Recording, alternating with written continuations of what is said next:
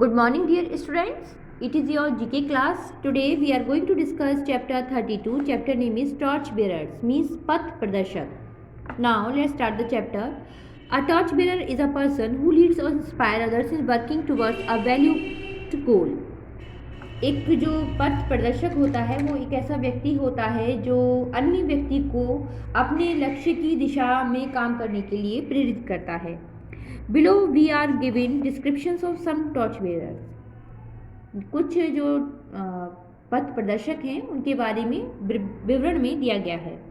Read about them. अब हम उसके बारे में पढ़ेंगे और उन टॉर्च बेरर जो कि पथ प्रदर्शक हैं उनके बारे में जानेंगे. Now let's start with the first. Oscar Wilde. Irish writer, whilst play including biting social satire, he was noted for his wit and charms. He is remembered for his epigrams, his novel The Pictures of Dorian Gray and his play. ये Irish के लेखक थे. Wild जो थे उनके जो नाटक थे सामाजिक व्यंग में उसमें शामिल था. वे अपनी बुद्धि और आकर्षण के लिए भी जाने जाते थे. उन्हें महाकाव्य और जो उनका नोबेल उपन्यास था the picture of Dorian Gray and his plays वो एक यादगार उपन्यास था. Now second, Mahatma Gandhi. Indian nationalist and politician, Gandhi ji believed in non violent resistance to British rules. Gandhi ji भारतीय राष्ट्रवादी और राजनीतिज्ञ थे. गांधी जी ब्रिटिश जो शासन था उसके लिए अंशक प्रतिरोध में विश्वास रखते थे. मतलब वो हिंसा में विश्वास नहीं रखते थे. He sought to help the untouchable caste and also reconcile Hindu and Muslims. उन्होंने अछूतों की जाति की मदद की और जो मुस्लिमों के साथ साथ हिंदुओं को भी मिलाने की कोशिश की थी. Winston Churchill. Prime minister of Great Britain during second world war, Churchill played a key role in strengthening British resolve in the dark days of 1940. ये जो विंस्टन चर्चिल थे वो द्वितीय विश्व युद्ध के दौरान ग्रेट ब्रिटेन के प्रधानमंत्री रहे. चर्चिल ने 1940 में जो डार्क डेज थे ब्रिटिश में संकल्प किया और उसको मजबूत करने में अपनी एक महत्वपूर्ण भूमिका निभाई थी. Albert Einstein. German American physicist, Einstein made ground breaking discoveries in the field of relativity. Einstein was also a noted humanitarian and peace activist. Albert Einstein German और अमेरिकी भौतिक विज्ञानी थे. आइंस्टीन ने जमीन तोड़ने वाली जो खोजें थी उसको बनाया. उन्होंने काफ़ी खोजें की. सापेक्षता की क्षेत्र में आइंस्टीन ने एक प्रसिद्ध मानवतावादी और शांति कार्यकर्ता के रूप में अपना कार्य किया. Now Franklin D Roosevelt. US President Roosevelt led the US through its most turbulent time of the Great Depression and World War II. Franklin D Roosevelt US means America के राष्ट्रपति ने एक महान अवसाद अपनी जो अशांत समय के माध्यम से अमेरिका का नेतृत्व किया और जो कि द्वितीय विश्व युद्ध में था. Now Adolf Hitler. Dictator of Nazi Germany, Hitler sought to conquer Europe and Russia, starting World War II, also responsible for the Holocaust in which Jews and other non-Aryans were killed. Adolf Hitler जो कि Nazi Germany के तानाशाह Hitler ने Europe को जीतने की मांग की जो कि रूस वर्ल्ड वॉर सेकेंड में होलोकॉस्ट के लिए जिम्मेदार थे जिन्होंने यहूदियों और अन्य गैर आर्यों को मार दिया था. Dwight Eisenhower. Supreme commander of the elite force in European during the world war second. द्वितीय विश्व युद्ध के दौरान यूरोपियों में मित्र राष्ट्रों के जो सर्वोच्च कमांडर थे ड्वाइट आइंजनवार ये कमांडर रहे. आइंजनवार also became the president of USA from 1952 till 1961. आइंजनवार संयुक्त राज्य अमेरिका के राष्ट्रपति भी बने 1953 से 1961 तक. Now Charles de Gaulle. French politician de Gaulle became leader of the Free French after the fall of France in 1940, became president after the war, writing the Constitution of the Fifth Republic. Charles de Gaulle फ्रांसीसी राजनेता जो कि 1940 के France के पतन के बाद free French के नेता बने. युद्ध के बाद राष्ट्रपति बने। पतन के बाद भी वे 5वें गणराज्य का उन्होंने संविधान लिखा।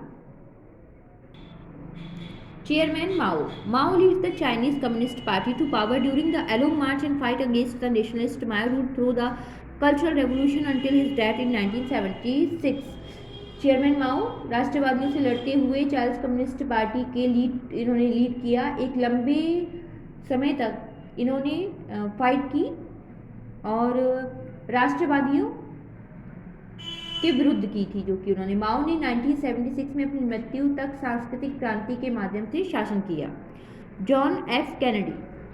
US President JF Kennedy helped to avert nuclear war during the Cuban Missile Crisis. He also begins to support the civil rights movement before his assassination in the last November 1963.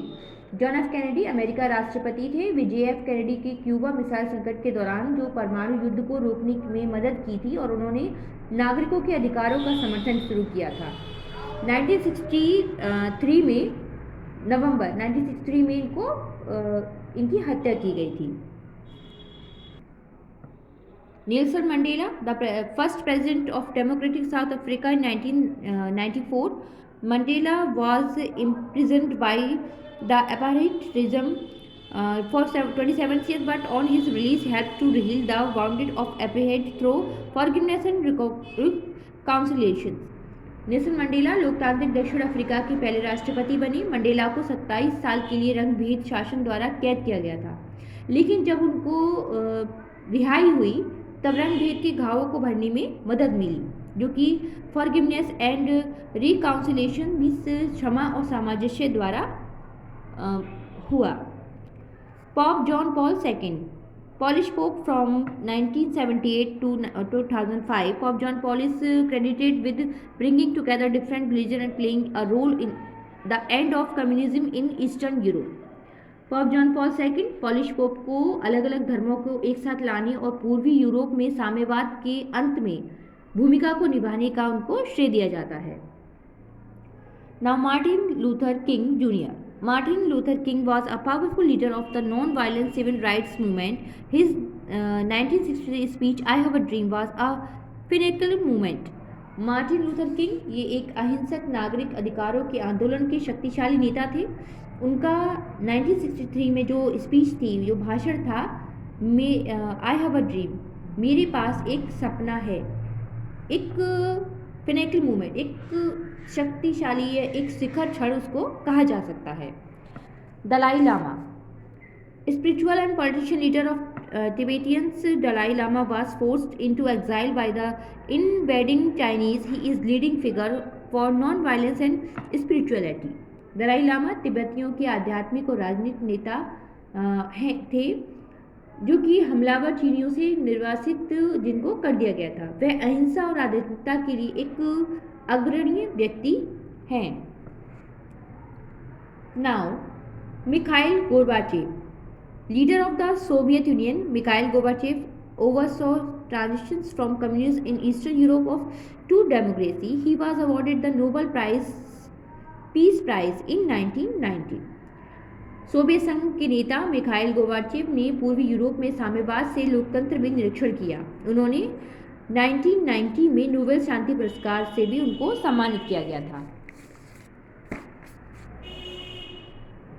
Now name these Indian reformers. यहाँ पर कुछ Indian reformers हैं, उनकी pictures दी गई हैं, आपको identify करना है उनके नेम को और उसको लिखना है।